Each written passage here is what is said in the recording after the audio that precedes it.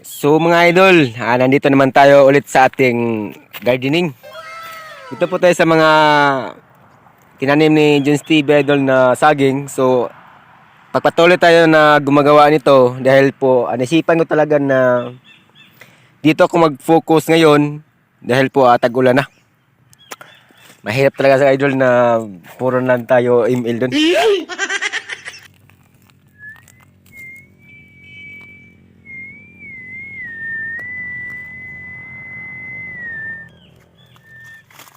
Buangaan yun. Nakalive pala ta ngayon. Oh no! So mga idol, kumusta kayo dyan? Kaway-kaway nga.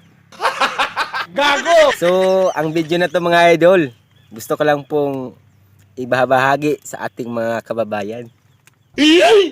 Na sana, kung napusuan nyo ito, kung narelate nyo ang video na to, kung nasubukan nyo to dati, kung ikaw ay taga-probinsya mga idol, mag-like ka nga at paka-share sa video.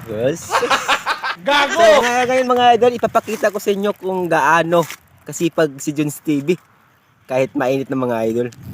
By the way idol, ito ay trip lang ni John Stevie mga idol dahil po tag-ulan na. Hindi naman pwede na puro na lang tayo walang ginagawa. Kailangan rin talaga mag-exercise tayo. Oh no! Sa pamamagitan sa lakas ni John Stevie. So panoorin nyo ang video hanggang sa dulo para naman may matutunan kayo galing sa akin mga idol. So, ano pang hinintay nyo? Let's go!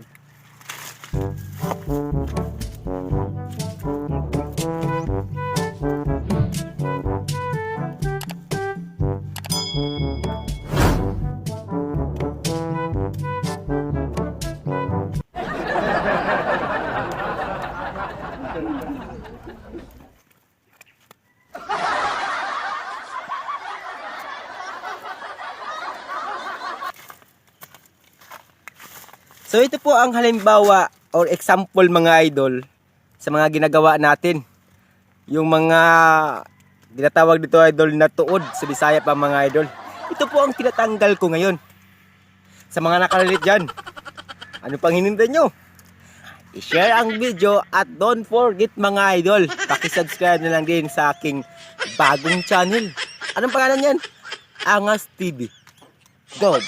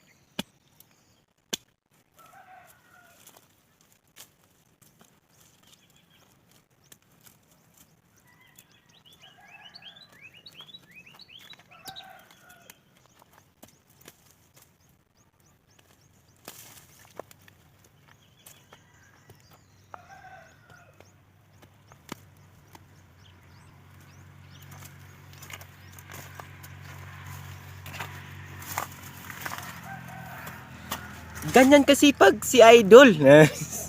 Mga idol, salamat po sa mga nanood ngayon. At ito po ay isang content lang na nagbibigay ng halimbawa sa ating mga taga-probinsya.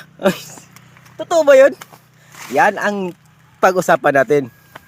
So dito mga idol ay nag-stay at home lang talaga ako sa amin. Alam nyo kung bakit ito pag-usapan natin? Ang ginagawa ko dito idol, naisipan ko talaga na mag-gardening na lang. At naisipan ko rin na ipapakita ko sa kanila na mas maganda dito na lang sa probinsya kaysa manarbaho tayo sa malayong lugar. Ito mga idol, sa real talk to sa mga idol, sa mga hindi nakapagtapos dyan, ay hindi naman sa lahat na ito ang mangyari, pero kadalasan talaga mga idol ay nahulog lang sa wala. So dito mga idol, napawisan tuloy si John Stevie sa exercise niya ngayon. Ito po ay isang libangan ko lang pero napakagandang Ah, guide to sa mga baguhan, lalo na po sa walang mga ginagawa dyan. Real talk to ha. Ako idol, oh, kita nyo idol. Akala nila na ganun lang si Jones TV. So ngayon ipapakita ko sa inyo kung ano ba ginagawa ni Jones TV. At bakit ginagawa ko to.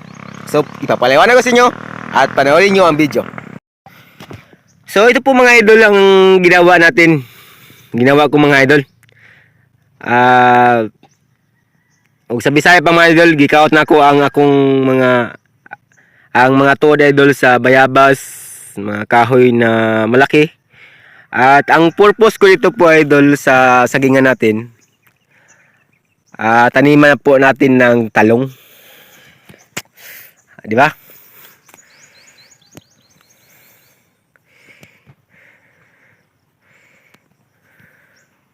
Yan po mga idol. Na may mga bunga na iba dyan, na doon sa dulo. So, ayun. Ginawa ko to. Tinanggalan ko po siya ng anong tawag doon sa Tagalog mga idol. Basta sa akin idol, yung tuod. Kung alam nyo to, kayo nang bahalang umitindi sa akin kasi Bisaya talaga ako. So, ito idol.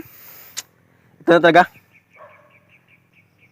Ang naisipan ko talaga dito, taniman po ng talong. Alam mo kung bakit talong ang naisip ko? Kasi nakita ko rin din sa YouTube mga idol yung mga nagtatanim po ng talong. Kung kaya nila idol na kumikita ng 1,000 o milyon pa mga idol yung malakihan talaga, bakit hindi natin kayanin? Actually, medyo sa palagay ko at sa tingin ko mga idol ay napakahirap pag nag-umpisa tayo. Pero wala naman tayong magawa kung hindi natin subukan. Kasi pag hanggang naisip mo lang at tapos hindi mo ginagawa, ayun talaga ang mahirap. Shout out pala sa ating mga kaibigan dyan na nanood sa video na to. Lalo na po sa ating mga kaibigan doon sa ARBB company. Shout out po sa inyo lahat dyan. Sana po mapanood nyo ang video na to at sana maging inspiration din to ninyo sa probinsya nyo once na umuwi na kayo. Alam ko at alam nyo kung gaano kahirap magtrabaho. Pero kung nasa isip mo na kaya mo ang lahat ng mga pagsubok na dumating sa buhay nyo, ay talagang kayanin nyo.